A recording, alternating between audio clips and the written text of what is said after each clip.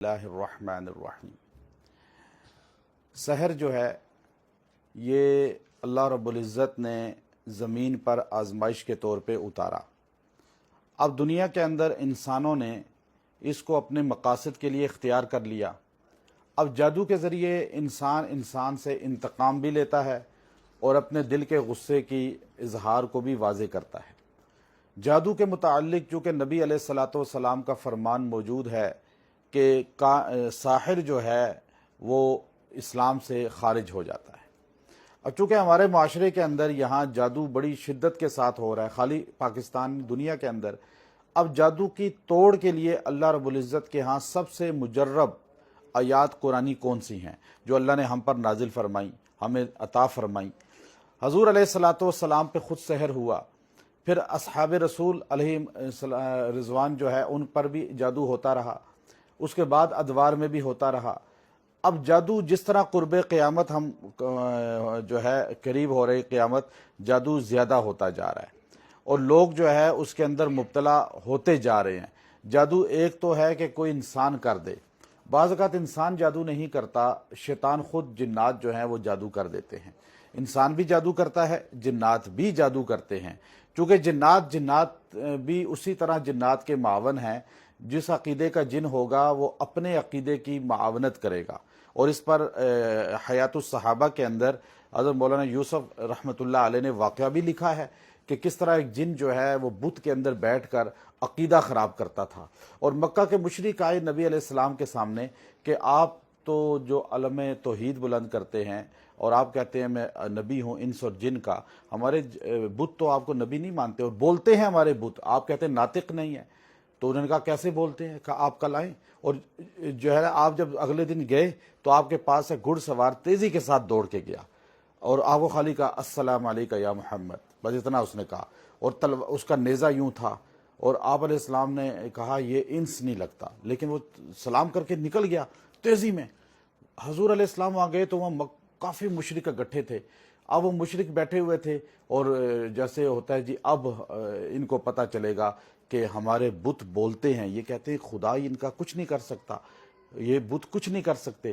تو یہ توحید ہے سب سے بڑی، جو نبی علیہ السلام کا کلمہ توحید تھا۔ تو اب لا کی تلوار ان کو پسند ہی نہیں تھی کہ لا الہ، وہ تو کہتے تھے یہ سنتے ہیں، بولتے ہیں، ہماری حاجت روائی کرتے ہیں۔ تو آپ علیہ السلام جب صحابہ کے ساتھ جا کے بیٹھے تو اب ان کا مجاور کہنے لگا اس کی سجدہ کر کے بت کو کہ آپ بولیے، بتائیے کیا کہ محمد صلی اللہ علیہ وسلم اللہ کے رسول ہیں؟ تو اب وہ بت کے اندر آواز آنے شروع ہوئی، اور ایک دم اس کے اندر سے آواز آئی کہ محمد اللہ کے رسول ہیں اور خاتم النبیین ہیں، اور یہ گواہی بت کے اندر سے آئی۔ تو اب وہ سارے کافر حیران ہو گئے، کل تو یہ بت کہہ رہا تھا محمد رسول ہی نہیں ہے اور بت سچے ہیں۔ تو اب وہ سارے ان میں سے آدھے مسلمان ہو گئے۔ جو ہر دھرم ہوتا ہے وہ تو نہیں ہوتا، وہ تو جا کے غلط عقیدہ جس کا ہے وہ تو رکھے گا، چاہے وہ قرآن سن لے، علماء سے تعلیمات سن لے۔ اب وہ بت جو ہے اس کا پجاری بھی مسلمان ہو گیا۔ اسی طرح کا واقعہ حیات الصحابہ میں اور بھی ہے، مرداس زمار کا، وہ بھی ہے جو ہے مرداس اور زمار کا پورا، عباس پجاری تھا، زمار جو ہے اس میں پورا واقعہ، لیکن وہ الگ ہے، وہ جو ہے نا الگ ہے۔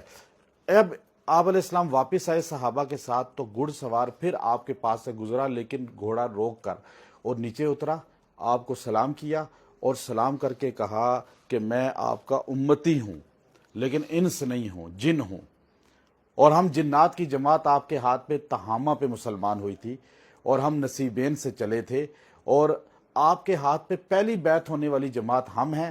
ہمیں کسی نے خبر دی کہ بت کے اندر ایک جن کافر گھس جاتا ہے، وہ لوگوں کا عقیدہ خراب کرتا ہے، عقیدہ خراب کرتا ہے، اور وہ بولتا ہے، اور لوگ سمجھتے ہیں کہ جی بت بول رہا ہے۔ لوگ کہتے ہیں جی فلاں درگاہ پہ شیر آتا ہے، فلاں درگاہ پہ جی سانپ ہیں وہ پھرتے ہیں اور درگاہ کی حفاظت کرتے ہیں۔ یہ سب شیطانی وار ہیں۔ جب بت کے اندر جن گھس کے عقیدہ خراب کر سکتا ہے تو درگاہ پہ شیر بن کے نہیں آ سکتا۔ اگر شیر نے آنا ہوتا تو کائنات میں سب سے عظیم قبر حضور علیہ السلام کی ہے، وہاں آ کے پہرا دیتے، بیٹھے رہتے۔ دیکھیں اصل، لیکن وہاں جنات آتے ہیں انسانی شکل میں سلام پڑھنے کے لیے۔ اب وہ دیکھیے अभी भी हमारे दारुल देवबंद के अंदर जब बुखारी का दीगर के दरस होते हैं तो पहली सफ को छोड़ दिया जाता है। इसलिए छोड़ा जाता है कि वहां जिन्नात पढ़ के इतने गए हैं मदरसा से कि उनका आना होता है और उस पर वाकयात इतने ज़्यादा हैं। तो मुझे मोहतमिम साहब फरमाने लगे कि हम पहली सफ छोड़ देते हैं। उसकी वजह यह है, अब आप देखिए कि अकीदा जिन ख़राब करते हैं अपने अकीदे वालों के साथ ताउन करते हैं। जैसे इंसानों के अकीदे वाले ताउन करते हैं एक दूसरे के साथ, जिन्नात भी अपने अकीदे वालों के साथ ताउन करते हैं। अब वो होता यह है कि हमारे कोई बहुत ज़्यादा दीन का काम करने वाली शख्सियत है, अब वो दीन के लिए कुर्बानियाँ दे रही है, इंसान उस पर अमल नहीं करेगा लेकिन जिन अमल कर देगा, जिन अमल कर देगा। इसलिए बड़े बड़े अल्लाह वाले जकड़े हुए हैं, बड़े बड़े, क्योंकि जब दो जहां के सरदार मोहम्मद अलैहिस्सलाम पे जादू हो सकता है तो इंसान आम पे क्यों नहीं हो सकता। तो अब वो जादू इंसान भी करेगा, जिन भी, अब यहूदी जिन है वो माफ कर देगा मुसलमान को दीन का काम करते हुए या कोई अच्छे काम करते हुए, ईसाई जिन जो है, या इसी तरह जिनका अकीदा बद अकीदा है, तो जिस तरह इंसानों में अकीदे वाले हैं उनमें भी अकीदे वाले हैं और वो एक दूसरे के मावन हैं। तो अब जादू आप पे हो गया, अब आपको नहीं पता कि इंस ने किया है जिन ने किया। बाद लोग आगे कहते हैं जी हमें बताएं ज़रा नाम उनका। ये बहस में पढ़ के इंसान अपनी आखिरत ख़राब करते हैं। और जो आमिल नाम बताता है सबसे बड़ा झूठा होता है, चूँकि ये इल्मुल यकीन है, आइनुल यकीन नहीं है। ये जो इल्म है ये इल्मुल यकीन है, आइनुल यकीन नहीं है। इल्मुल यकीन पर इलाज होता है, डॉक्टर आपका इलाज करता है इल्मुल यकीन पर। डॉक्टर के पास जाके आप नहीं कहते जी मुझे बताएं वो क्या चीज़ मैंने खाई है कि मैं बीमार हुआ। डॉक्टर कहेगा भाई इलाज कराओ, आपको ये बीमारी है, बस इलाज कराएं। तो यहाँ आके तो आप देखें इल्मुल यकीन पे इलाज होता है। अब आपका इलाज सबसे मुजर्रब कुरानी आयत, जो इतनी जामे आयत है कि इस आयत को जो है इमाम कुर्तबी रहमतुल्लाह अलैह और बिलखुसूस इमाम राजी रहमतुल्लाह अलैह, इमाम राजी जितने अमलियात के फील्ड के माहिर हैं इतने मुफस्सरीन में कोई मुफस्सर नहीं है। इमाम राजी रहमतुल्लाह अलैह की कुतुब हैं तफसीर से हटकर, और इतनी जामे कुतुब हैं कि उनको पढ़ के बंदा जो है इस दौर में ये जितने भी बड़े बड़े पॉमिस्ट हैं ये अक्सर इमाम राजी की कुतुब से सब चीज़ों को अखज़ करते हैं और उनको पढ़ते हैं। बाहर दुनिया में उस पर PhD कराई जाती है। हम मुसलमान होकर अपने बड़ों की कुतुब से नाआशना हैं। तो अब इमाम राजी रहमतुल्लाह अलैह ने फरमाया कि ये किताब ये जो आयत है सूरह यूनुस की, फलम्मा अलक़ौ क़ाल मूसा मा जीतुम बिहि सिह्र इन्नल्लाह सयुब्तिलु इन्नल्लाह ला युस्लिहु अमल मुफ़्सिदीन। ये आयत इतनी जामे है कि ये जादू आपके खून में शामिल है, हड्डियों में शामिल है, आपकी हर रग में जादू दाखिल हो चुका है और बड़े से बड़ा साहिर जादूगर आप पे जादू कर चुका है। अब आपके पास कोई राह नहीं है तो आप इस आयत को फौरन बैठ के 500 मरतबा पढ़ें, 500 मरतबा, और पढ़ें भी शब जुमा में, शब जुमा में, और महीने के 4 शब जुमा में इसको पढ़ें। हर शब जुमा को 500 मरतबा, 500 मरतबा, 500 मरतबा, 500 मरतबा, महीने के 4 शब जुमा हो गए। फिर आपने ये करना है कि हर रोज इसको आपने 70 बार पढ़ना है, शब जुमा से हटकर।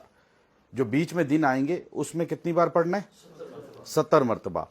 अब 4 दिन तो आपने 500 मरतबा पढ़ना है शब जुमा में, यानी जुम्मे के दिन से पहले जो रात होती है, और बाकी जो दिनों में आपने पढ़ना है 70 मरतबा।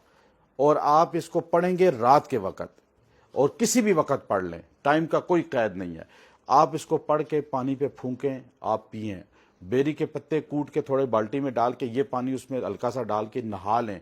जादू 1 महीने में आपकी हड्डियों से भी निकल जाएगा, आपके जिस्म के हर उस से निकल जाएगा। अब ये इतने बड़े बड़े हमारे मुल्क के अकाबिर हैं जिनको अल्हम्दुलिल्लाह इसको हमने बताया तो उन्होंने किया, हैरान हो गए, कहते इसका तो हमने नतीजा देख लिया। चूँकि ये वो अल्फाज हैं जो अल्लाह ने अपने नबी मूसा को अता किए थे और जादूगरों के मुकाबले पे, और जादूगर जलील हुए थे और मूसा कलीमुल्लाह फतहयाब हुए थे।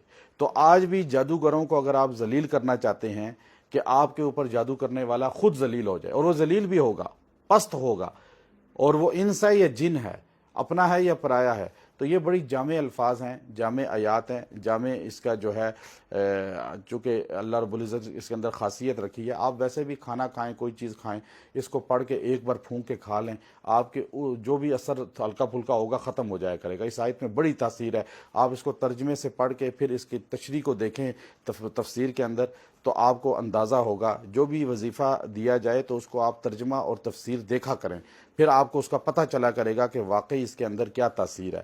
رٹا یوں لگا کے بندہ پڑھتا رہے نا، تو مرد عورت سب کو میرا کہنا یہ ہے کہ آپ اس کو ترجمہ اور تفسیر بھی دیکھا کریں، پھر آپ کو پڑھنے میں لطف بھی آئے گا، پھر آپ کو اس کی طاقت کا پتہ بھی چلے گا۔ ورنہ خالی میرے کہے سے آپ کریں گے تو آپ تو میرا وظیفہ سمجھ کے کریں گے، لیکن جب ترجمہ تفسیر دیکھیں گے تو اللہ کے قرآن کی آپ کو اعجاز کا پتہ چلے گا کہ اس میں طاقت کتنی ہے۔ پھر آپ کو جب یقین پکا ہوتا ہے نا، یقین کے ساتھ بندہ پڑھتا ہے، پھر اس میں طاقت آتی ہے، تاثیر آتی ہے۔ تو انشاءاللہ اس کو آپ اختیار کریں۔ وآخر دعوانا ان الحمدللہ۔